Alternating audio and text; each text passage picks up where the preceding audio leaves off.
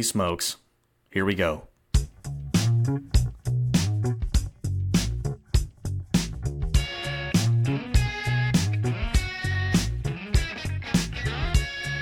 Well, that music means it's time for the Gracious Guest Show, the Gracious Guest Podcast with your host, Mike Creavey, a gracious, I hope, guest in creation, in the Lord's plan, in this world. Just kind of taking a day at a time and seeing where we can try to find those connection points, that thread that runs through all life, that helps kind of connect the sort of mundane day-to-day or seemingly not super important stuff with the reality that it's all part of a big plan, and that's what this show is all about.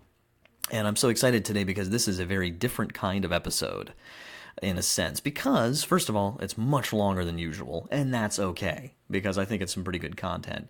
And it's also a sort of a new thing, something that I'm going to kind of do, not every episode, but from time to time, I'm going to start bringing a guest. That's right, a guest on the Gracious Guest Show. Isn't that crazy? And today, my guest is none other than my brother, Joe Creavey. And Joe joined me over the phone. We just got off the phone a few minutes ago, but we had a great chat about the topic for today. And so this is really interesting because this particular topic is something that a lot of students have actually been coming up to me at school lately in the last week or so at the time of this recording, which is on November 2nd. We're recording this today. And in big sort of music news and kind of pop culture news the last few weeks has been the release of Kanye West's new album, Jesus is King. And so a lot of students, understandably, I guess because of, my theology teacher sort of position, were like coming up to me like, hey, Mr. Creavey, what do you think of Kanye's new album? Because it's got all these religious themes and stuff. And truth be told, I hadn't really kept close watch on what he's been up to for a while. I mean, I kind of hit or miss, and Joe and I, get into this a lot more in our interview, but so I'll just kind of get right to it here in a sec. But just in case, you've been living on the moon and don't know anything about who this is that we're talking about, this is just a quick little snippet from his Wikipedia entry, just to kind of set the stage here with his impact. And it says, West is among the most critically acclaimed musicians of the 21st century, and one of the best-selling music artists of all time, with over 140 million records sold worldwide. He's won a total of 21 Grammy Awards, making him one of the most awarded artists of all time, and the most Grammy-awarded artist of his generation. 3 of his albums have been included and ranked on Rolling Stone's 2012 update of the 500 greatest albums of all time list, and he ties with Bob Dylan for having topped the annual Paz and Jop? I don't know what that one is. The Paz and Jop critic poll the most times ever, with 4 number 1 albums each. Time magazine named him one of the 100 most influential people in the world in 2005 and 2015.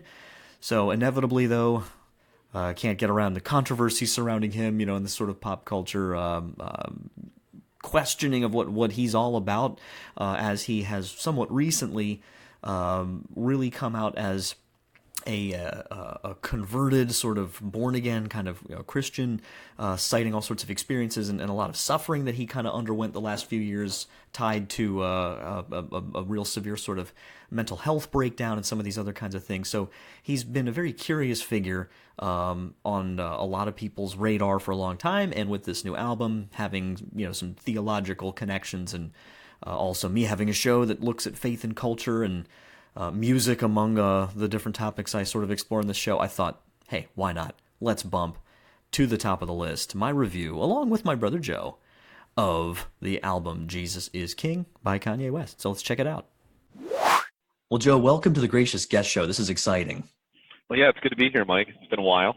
And this is, well, it's especially exciting for me because with this sort of, I don't want to say new direction of this show, but with a new expansion of it, maybe, to have, it's been me flying solo this whole time, kind of exploring different, seemingly random, but theologically significant topics to a greater or lesser degree. And now I'm trying to open up to guests, so you get to be the first one to try this out. But I think you're up to it, of course, so. Oh, yeah. I'm ready to be a flagship case. Well, maybe I'll just throw this curveball at you right off the bat. What in the world? Because some people might be asking. I know I've got a lot of students who've been looking forward to this episode. What in the world qualifies us to do a review on Kanye West's album "Jesus is King"? Well, that's a good question. I'd say number one, be happy with wisdom wherever you get it. Fair enough. Because it's striking a lot of people in their own avenues in different ways. But well, we're a musical family. You know, Right. we were raised around music. Dad was always big on that, and I think that we had a very eclectic tradition in our household of listening to different things. You know, Right. I don't know if you remember, but I think Dad's favorite rapper was Busta Rhymes. I knew you were going to say that. I just told my students this yesterday. Yeah, like said, you know, yeah. for a family from Dillsburg listening to Busta Rhymes every now and then. But Like legitimately. no, we grew up like if there's talent in music, you listened to it and you respected it. You know, so Right. we may be Sunday going Catholics, but we're allowed to like hip hop. You Yeah. know, Well, if yeah, it's and good. I've always felt it was kind of like an incarnational kind of appreciation, even if we wouldn't call it that. The idea that, and you know, that famous Catholic phrase, right? Seeds of the word, you know, Right. that God is not in a box, you know, that he's everywhere. So you're going to come across him in all Right. sorts of different, you know, realms. So yeah. Well, and so on that same line here, like, what did you, I guess, maybe in your own experience, and I can comment a little bit too, maybe on this, but you know, Kanye, this guy, like his presence, his effect, I think, on our culture over the last, 15, 16 years or so, it's hard to miss. Yeah. You know, I mean, he's always popular, always controversial. You know, his fans get mad, but they always come back, like that kind of thing. So I guess just, you know, maybe walk us through a couple of the highlights of just your, you know, awareness of him or whatever. I mean, because for you, it's like kind of really coming late in high school, right? And kind of into college. Like, I mean, Yeah. he shows up around that time. Right. If I'm Like I may be 03, wrong, but I'm pretty 04? sure it's late Yeah. high. Yeah, that Yeah. sounds right. Right. So in high school, because I was a freshman in 01, 02, and Right. I So, remember watching yeah. MTV back when they actually used to like play music and interview people. Right. And When it was and I music remember seeing, television. right, he was like young, like 18 or 19. I saw this like young rapper with a backpack on. I want to say he had a pink hoodie, or That I'm sorry, sounds pink right. polo. Was this And college dropout album was 04, I think. If I yeah, that remember. Yeah. sounds So right. right. Yeah. So he was something different than like what was going on at the time, and his music was pretty interesting. It was a unique approach. Yeah. The song that most stands out to me that I remember where I really thought like this is different and good was Jesus Walks, Right. Right. right? Which was pretty early on, and he talks about it in that song too. That like it was rare to hear about Jesus from a rapper. Rap songs at that point were mostly about drug deals and who they were hooking up with and Right. Like kind of murder. glorifying it sometimes too. Right.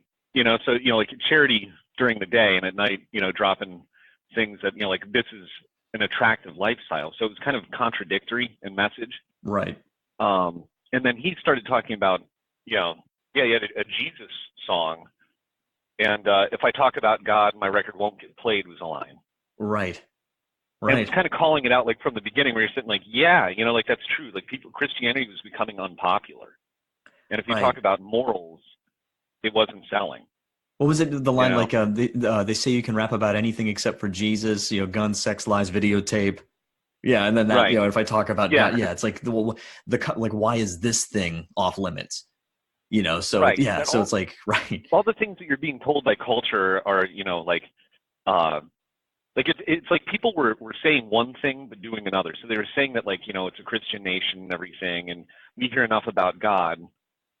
Yet at the Right. same time, like, no, it's the one thing you're not really supposed to address when you can address all these other things Yeah. that are complete taboos, Sure.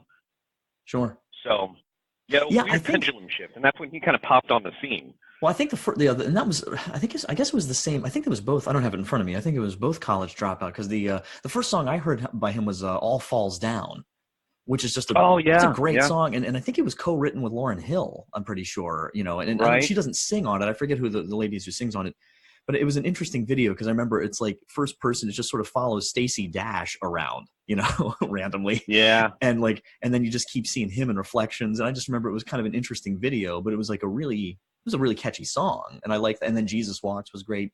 And then I know like yeah, I kind of lost interest. Like there were some things I would hear his big hits as they came out, but then as things like then I wasn't following too much. And then of course was it the MTV Music Awards in '09, like the weird thing running up, like interrupting Taylor Swift. And, there were weird behavioral things. Like he started getting controversial. Then Twitter, it was invented, and then, Well, so he started acting funny. I remember there was a car crash at one point too, right. that almost killed him. And there was, there was like, you would hear about, basically you mainly, your main access to Kanye West was the news and not music, at least from my perspective. Like, I wasn't getting that much into his songs, but I was hearing about these weird things. And also, to be fair, at this time, kind of gray area, but this is around the time that we were both deploying. Yeah. Well, so we weren't necessarily sitting and listening to the latest album drop. No, and precisely the time that social media was first of all invented and then rapidly becoming the kind of primary way people got information. So it's like we weren't even used to getting sound bites and snippets the way, so like it really, the timing of everything's very interesting, and how much of that shaped one way or the other, I think, what people thought of him, myself included. Right. Like I wasn't waking up in the morning and watching MTV anymore. Right. That changed. So right. Yeah, it was during that time that there was a lot going on, that it seems, and from the background that I remember, and some of the research that I was looking at, but I remember, there was like the car crash. There was the weird Taylor Swift moment about Beyonce had the best video. Like some very publicly unstable behavior. Right. And I think his mom died. She did. Yeah, she died in there somewhere. His sort of foundation that he's trying to turn into to pick up where Bill Gates left off. It's like a really secretive thing, but he's trying to somehow like bring innovators together and stuff. That's named after his mom. I don't know if anybody knows much about what he's doing with that, but I think what the best way I can put it is, because it's exactly the same experience I had with him, and just recently, as everyone started really asking me in the last few weeks about this album, I really felt like I just was like, come on, like Kanye. And then I finally, it almost felt like, how you have that friend that you kind of fell out of touch with, but you'd hear things about them and you never really had time to make it a priority to find out. Like, honest to God, like that's how I felt over the last few days. I mean, I just want to see, how's Kanye doing?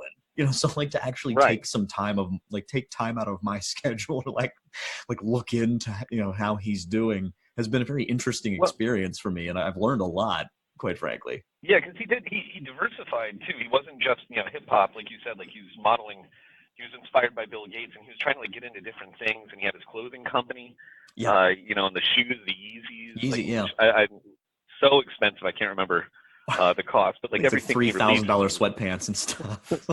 Right. You're like, okay, Yeah, that's not me. And I appreciate it. I appreciate the grind as far as an entrepreneur, but I wasn't really seeing him as I did when I first discovered him. Right. Well, and then of course, all you hear, and this is we were talking off air a little bit. Like the purpose of this show obviously isn't to get into politics per se, but it's important. He's in the news for all of a sudden he's standing next to Donald Trump and he's got the MAGA hat on, and then he tweets this, and to be fair, at least ambiguous stuff about the 13th Amendment, which from what I was reading on, it seems to be an issue with I just lost the name of it. It was the exception clause, the 13th Amendment, and again, not an expert, but the themes I'm seeing him seemingly wrestling with, because I'm trying to look at this as a fellow brother in Christ and a human being who's struggling like everyone is, and what's his struggle, and by his own admittance here is among other things different forms of slavery, of maltreatment of human beings, of bigotry, of anything like that, which is not just having people in chains. It's ideological slavery. It's cultural indoctrination, which is going on all around us all the time. So to me, it's it was very hard, quite frankly, for me to get down and actually listening to his album's easy enough, and we're going to talk about that in a second, but to really try to get into what's going on with him, you have to wade through clearly the overwhelming majority of the sort of discussion about him is, well, he says anything that's not anti the president, therefore he has to be insane. And I me, I just that attitude, I don't care who you're talking about, whether it's, the president or, the Pope or whoever. I just think when you have that attitude, it's just a lazy cop-out, and it just stops discussion, like the cancel culture thing. Oh, That's absolutely. a whole other topic. And but so that was, I just wanted to throw that out there because that's an important thing to point out, that challenge. yeah, and to be fair, because he's talked about this actually, for context, as far as he was saying that we're in an orphaned culture, like talking about the Black community. Yeah. And I kind of reflected on some of the, to talk about some of the things he said. Mm-hmm. There's many things that I learned from Dad, as far as how to behave as a man. There's certain things that, you should probably work out in your head before you say it. Right. That's always the challenge. And then on top of that, we grew up privately. Right. As a late teenager, early 20s, he's in public, so he's just a public guy taking things for granted, and everything he touches is gold. Right. And then 2016 happens, and he's behaving the same way, where he's saying things just like he's thinking out loud. Right. Yeah. But we live in a much more tense culture where if you say something, people aren't going to assume that you have the best intentions. They're going to assume, like, if you have a MAGA hat, you're hateful, and that's not necessarily true. And not just the culture too. But I'm jumping ahead a little bit. We can maybe start moving into bringing this into the album itself, because a lot of these themes that bear out, even in the Christian community. Because there's that really, I think, a powerful line. I've got. We won't get to all of them, but I was like writing notes down on like every song, because just a lot of lyrics that just jumped out at me. But in his the one song, it's I gotta find it here quick. In what was it? I think was it in Everything We Need?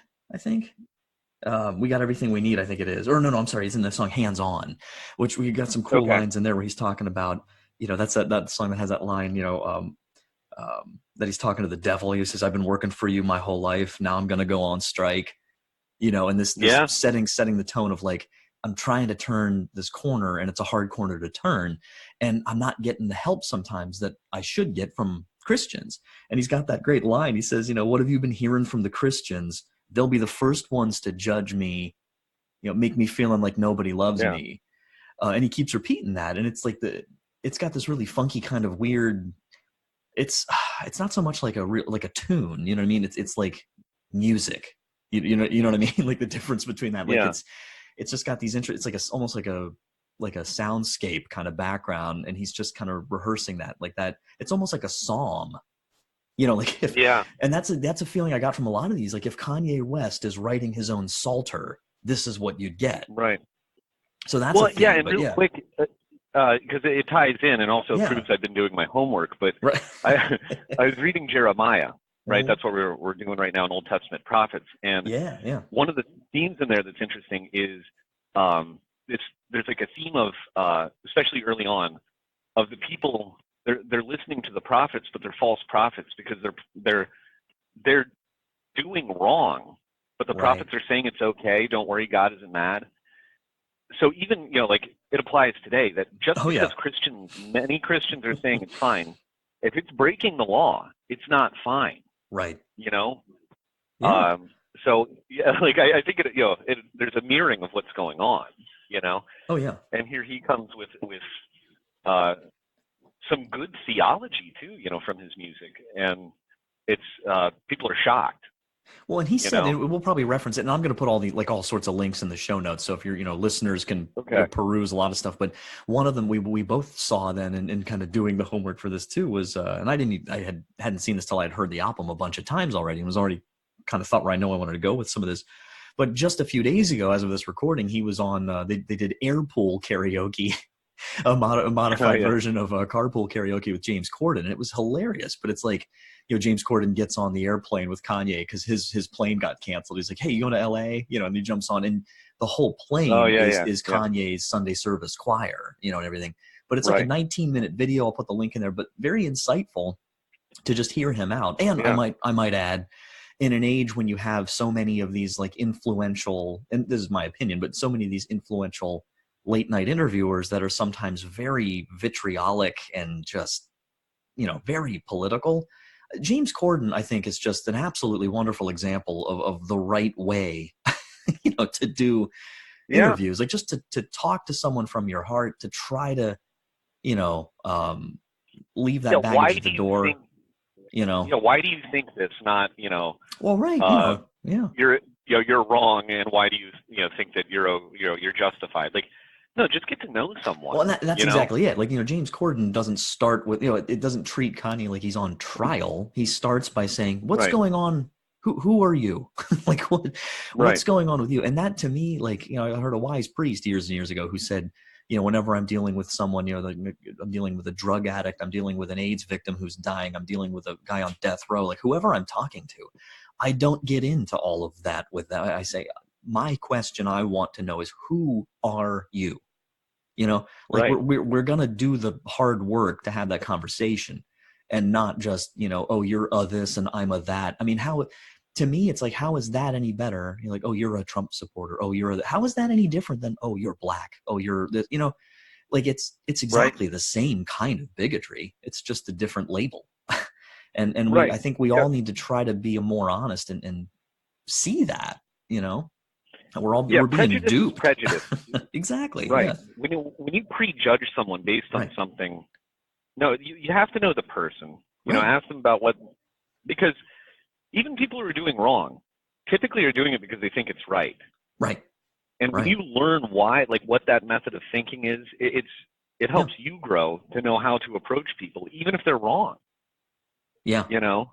So to have that, like, I assume that you're acting for the best intentions, even if it's something wrong. Sure. But so tell me your perspective. Well, That's a healthy human reaction.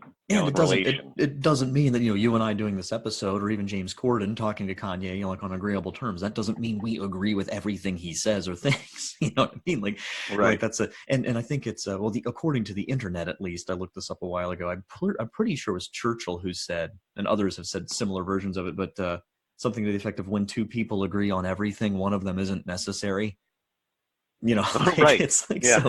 so we're not supposed to be identical to each other, but I mean, No. with the album itself, I mean, like, what were there any standout tracks in particular you really kind of enjoyed, or I mean? Yeah, there's a couple that I've liked. Well, first of all, I like the diversity of style. Like, there's some that's straight hip hop. There's some that has like a driving beat. There's some that's gospel. You know. Well, and, he's very eclectic too. You used that word earlier. I think same kind of thing about him. Yeah, like he knows his. It's like to use a parallel, Mike Tyson was a connoisseur of fighting. Like, he understood how Rocky Marciano threw a jumping right hook, and like, so he'll incorporate that. Similarly, like, Kanye will listen to different things, and you see that he's truly an artist. He's familiar with music and different approaches, different theories, and knows when to use what. Right. I'm blanking on the song right now, but one of the songs, for instance, starts off with, it's clearly when you leave your car door open with the keys in. Oh, and you get the ding, ding, ding, ding, ding. That's like how it starts off, and it drives the whole song. Which is like, I'll have to go back. I don't know if check, you've heard that one. I need to find that. But so just from the musical structure, it was impressive. But some of the ones that stuck out, especially as a seminarian, listening for God and everything. Number one, God is. Yeah. That song. Yeah. I was struck by that because I get disappointed in our English translations of trying to make sense. It's a famous line when Moses interacts with God as the burning bush. Mm-hmm. And up until this point, God is like he's almost avoiding a name. Right. And, who are you? The God of Abraham. It's the title of what he is, not who he is. Yeah, yeah. And which is kind of a distant relationship. It's like, okay, I'm creation, you're creator. Okay, so out of obedience, I should follow. Be respectful of you. At most, like an ancestral marker. So it's like, you're in the ballpark, but he doesn't say his name. Right, and what about the God of the Canaanites? Mm. Like, this is our tribal God. It's kind of the early understanding of him. But in Moses, you have this hair-raising moment that is a big moment for the Jews and the Christians, that he reveals that he is being. Yeah. I am who am. So he is existence. Right. Now, this is something that is just, it's a mystery. It's mind-blowing. It's not that he is creation. We're not pantheists where we worship every chair, you know? Right. But no, that he is being itself. So whenever you see anything, whenever you interact with being, whenever you have a life experience, that is God. Right. You know? Yeah. That's an effect of God. So just in the title, you're seeing that he has some theological understanding that's deeper than a lot of hymnals in our parishes. Yeah, right. You know, which was like one of the things I found striking right away. Like, this isn't, I'm not going to call out any specific songs, but there's some hymns out there that are just wrong. Yeah, well, and we'll go through easy. the lyrics and I thought, well, this is theologically sound. Yeah. You know, Yeah. Now, I'm not saying that we should sing it on Sundays, but just as far as healthy things to listen to, it's a beautiful thing. You know, like when you listen to that song, that his experience of God, that you know, you're my all in all. Well, and the boldness of, and this, you know, I mean, again, like we don't see a lot of spiritual warfare, really. You know what I mean? Like in our music, a lot of his songs had that theme. I love the line. I'm looking here to, I think my personal favorite, and the one that seems to be really getting the most downloads right now, is "Closed on Sunday." You know, and I think it's because like it's so Kanye to have that line. You know, "You're my Chick-fil-A, #1 with lemonade." I'm just like laughing, like that's awesome, and the message in it's so good. But yeah. Well, with that, it's for a sense of humor, right? You know, like it shows a lightheartedness, which I like. But there's some good lines in there too about what to do with your children. Exactly. Yeah. You know.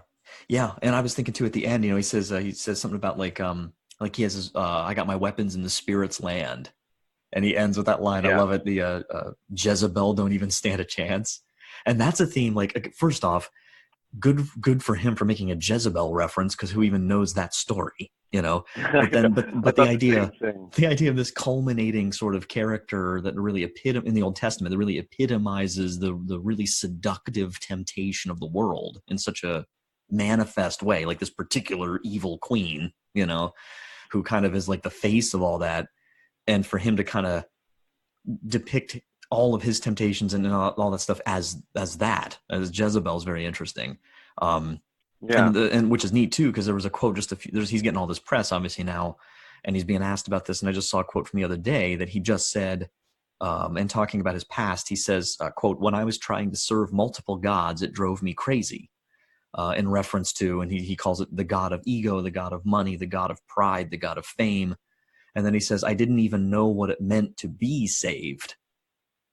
You know, and then he says, you know, "Now I love Jesus Christ, I love Christianity." But that line I thought was really powerful too for him, and seeing that in this music, the idea that he didn't even, you know, it's like we often see in the spiritual life when, you know, you don't seek out, like Jesus says, you know, "I came to call sinners, not you know, or to heal those who are sick, not healthy persons." In other words, you know, if he's got the cure and he's standing right there with it, and you're like, "No, I'm good."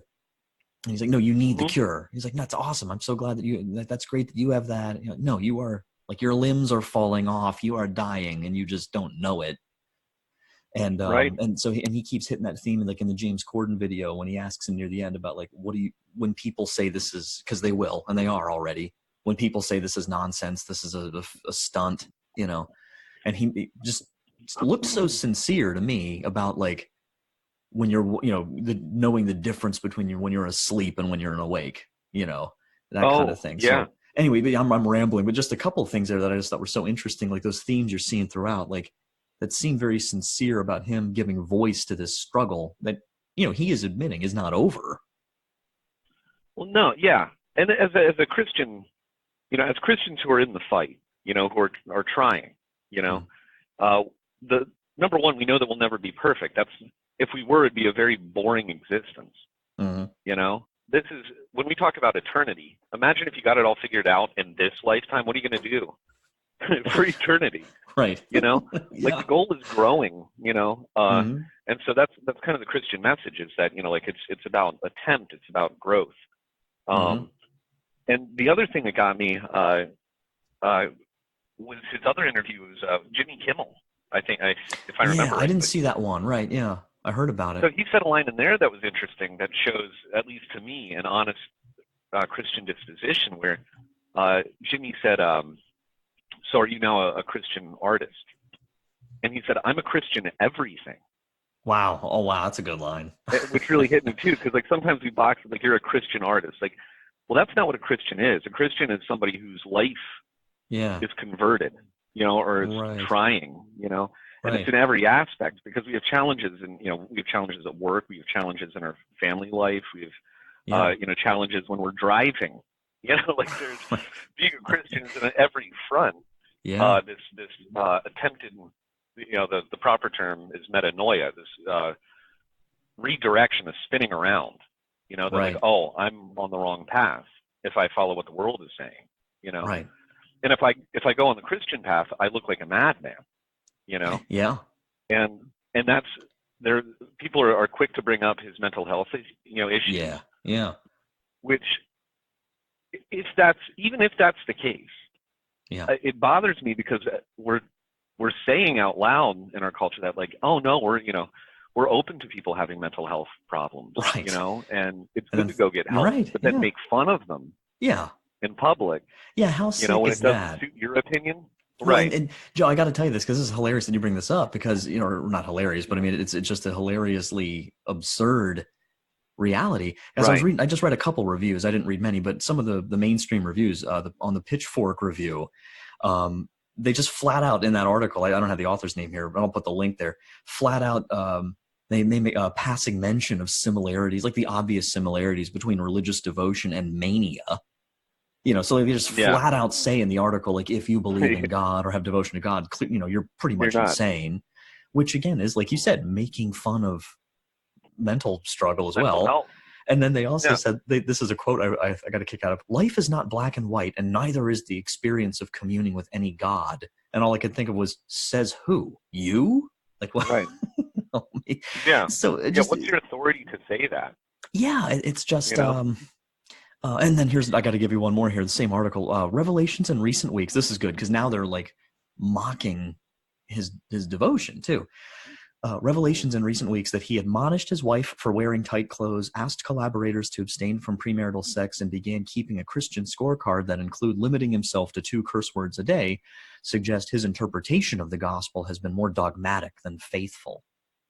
What does that sentence even mean? Like, it's just So like, they don't understand the words they're using. No, and that's exactly my point. Is I think, and I was just going to throw that out there and see what you think.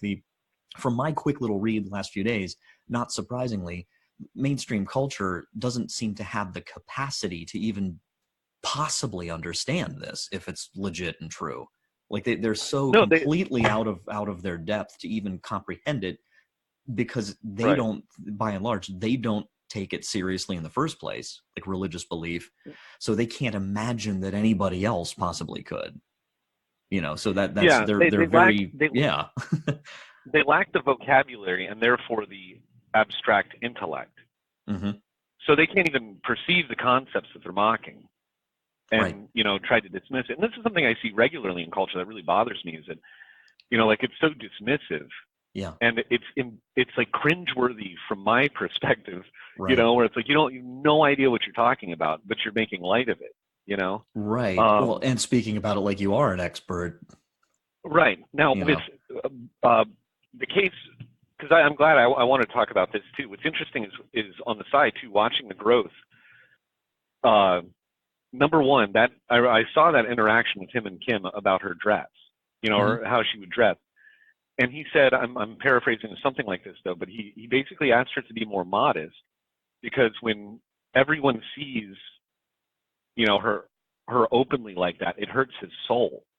Mm-hmm. What's his wife? That's not a dogmatic, right? It's not a dogmatic argument. Yeah. That is an argument from a husband to a wife about, this is how I feel when this happens. That it's Christian intuition is what it is. Yeah. Now, why does that hurt him? Well, because it's not. We know theologically then. Well, it's because he belongs to her and she belongs to him, not to anyone else. Right. They've committed to one another, and including to others' imaginations. Right. And then what was interesting on her part too is she said, like something along the lines is like, she was, kind of arguing back, but she said, "I'm not where you're at." Mm-hmm. Oh, yeah. And True. Yeah. Yeah. and I thought, how odd is it? If you asked me 2 years ago, would I ever look at Kim and Kanye as an example of a healthy marriage and a healthy conversation within a marriage? Probably not. Right? But they're challenging each other because they're in the same race. Mm-hmm. They're runners on the same track, and they're in it together. Track. Yeah. Well, and he had some good thoughts about marriage too in that James Corden interview. Yes. And kids. His pro-life position was. I mean, my jaw hit the floor because once again, I doubt he's well read in Vatican documents. No. But it's that Christian intuition.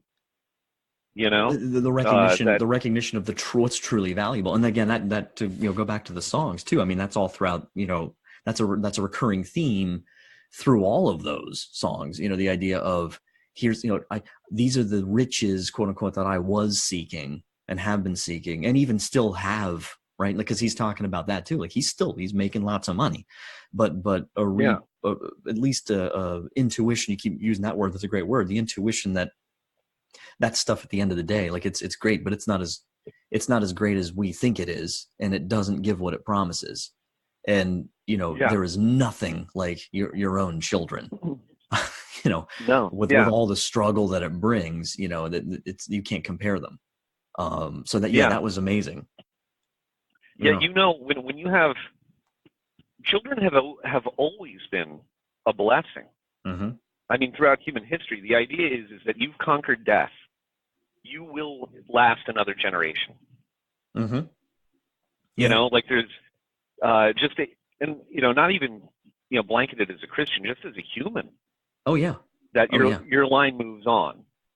And it's so warped when you look at it that the last 50, 100 years where I'm not ready to have kids, or maybe later, or it has always been a human panic that I must have children, and if I don't, it's sad, Well, and oh, go ahead. Sorry. It shouldn't be it shouldn't be surprising, but that also shows where we're at. That when he said that he'd have 7 kids, being open to life is like, oh, yeah, it shows how backwards we've gotten. Yeah. But James Corden, you don't know, like he's kind of being funny about it, but he's like, I have to talk to my wife, right? Well, no, yeah, but truth in jest, though, Oh, absolutely, and I like that. I want to go back to just we only have a couple minutes left here, but maybe just to kind of start to bring it to a close here. Something you said earlier really caught my eye, and it goes back to the God Is song. And I just want to mention that, and then the song Water. If I forget, remind me. But Water was But that Jesus in the song God Is, he sings, Jesus saved me, now I'm sane, and like that idea of the connection to. There's some connection, maybe perhaps obviously, to some of his mental health struggles and the context for some of that when by his own admission, some of this recent, fervor and this conversion experience really started to kick in for him, apparently. But it also made me think of that line in 1 Corinthians chapter 1, and it's exactly what you were just talking about, where Paul talks about, we preach Christ crucified, a stumbling block to Jews and foolishness to the Gentiles. And that foolishness, and again, because that's where we're at, verse 25, for the foolishness of God is wiser than human wisdom, and the weakness of God is stronger than human strength.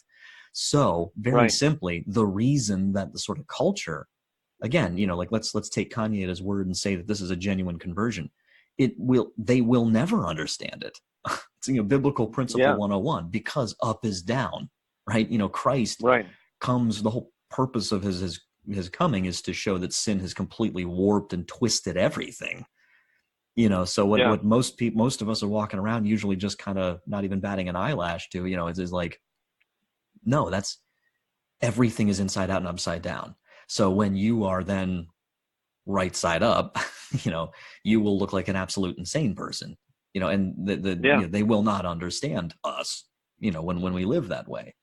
And I think, and this is a whole other conversation, but when you see people in the church or people anywhere, or maybe us, starting to be like loved and applauded by the culture, like certain church figures sometimes who are applauded by the culture and trotted all over the place on talk shows and stuff, like to talk about Jesus, like in that kind of way, where it actually starts to make me a little nervous, because that's not really why Yeah. people are bringing Kanye on their show. They're bringing Kanye on their show because he's Kanye. They're not Right. bringing him on their show because of his perceived authentic Christianity. When they start doing that, you want to run the other way. And give it time. The more, if he stays on this path and continues, growing in his faith, you will see him assaulted more and more. I think it's already started, but the more he commits to it, the more that you hear things like, if he asks his wife to dress modestly, that's okay. Now he's a bigot. He's a sexist. Right. He's trying to control his wife. Yep. And it's going to keep getting worse. Now, to play off of what you're saying too, I always like to bring up that the mark of the divine is irony. Mm-hmm. That I will send you a Messiah, a great, at the time what they thought, a great political leader. Mm-hmm. And it's people who can't find a place to stay for the night. They're in a cave, a pooping and a baby in a manger. Right. Like, okay, that's not what we were expecting. So if that's how he's acted every time, and he, like you said, he turns, everything upside down. Yeah. Until you accept him, it's going to sound crazy. Right. But once you accept it, then you start to see it everywhere. That it is and we're not, we're of course not calling, Kanye the new Moses or the new Jesus, but there is an important connection to not miss, that, the same God who does what he does through these unlikely, from our normal rules sort of perspective, the same God who achieves these different things to greater or lesser degree in his grand design is the God who's working with us today. Yeah. Now, one more thing I want to point out for safety with all this is that it is, I think, it's interesting, and I think it speaks to the truth that everyone is affected by it. Everyone's paying attention, which I think shows the truth of what's going on. But it's also important to remember that our Savior is not in Kanye's salvation. Right. Like my eternal hope, I'm very happy for Kanye and I'm rooting for him. Mm-hmm. He may stumble though. Mm-hmm. Yeah. As we all do.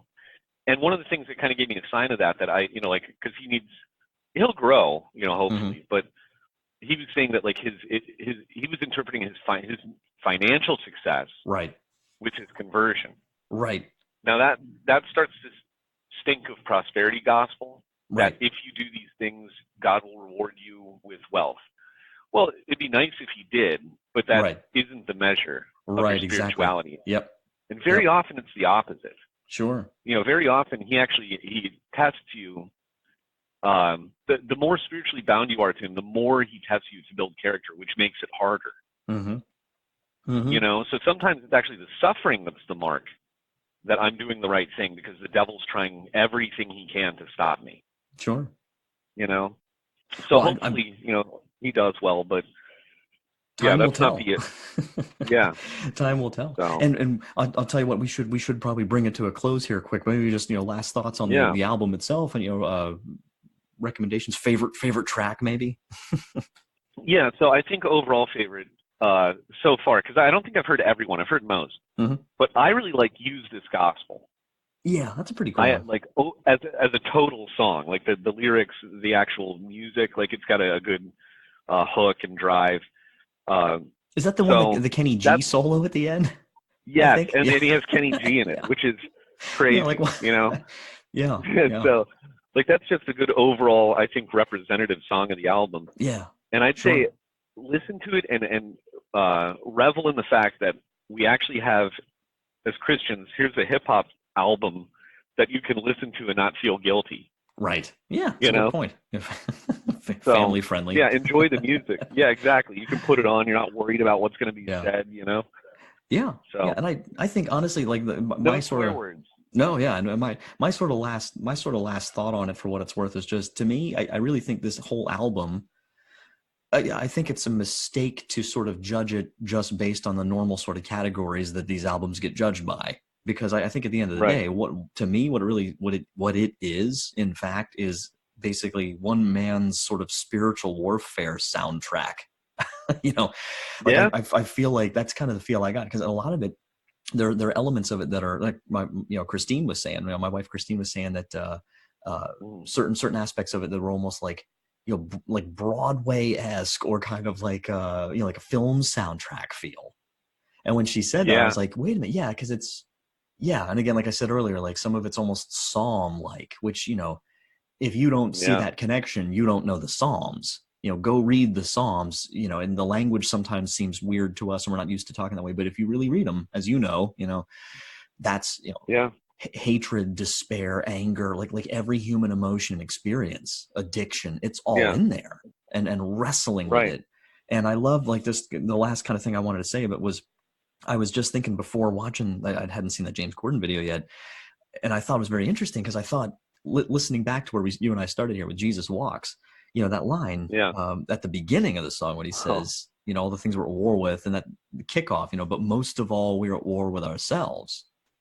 And it's like very true. And he knew that then, but now he knows it so much more, in a way he never even realized. But then I thought it was brilliant how in that James Corden video, how they have him rap, and do Jesus Walks again, like in 2019. And the two things that I found very touching was he specifically changed. I don't know if you caught this. He changed the one lyric when he says, he used to say, I ain't here to argue about his facial features or here to convert atheists into believers. When he rapped on the plane, he said, I ain't here to argue about his facial features. We here to convert atheists into believers. Like he completely flipped it. And like, that is in his mind, like that is important, and then the beautiful end of it, I want to talk to God. I ain't afraid, cause that used to be the end of it, but I'm afraid because we ain't spoken so long. So I thought, it was just interesting. And you could see it looked like he really believes it, and and I think that's a great place, great final piece is that don't be afraid to talk to God. Yeah. And like, it's so, you can see it written all over his face that like with that, that's a common human error is that I need to get right before I go back to him. Right. No, he knows, and he knew before you did it that you were going to do it. And he knows the damage of it more than you do. Right. The first step is to go back and talk to him, and it's out of talking to him that all the goodness flows. That's what puts a smile on Kanye West's face. Is he is praying. Mm-hmm. Guaranteed. Yeah. And so that, at the very least, is wonderful. A step in the right direction. Right.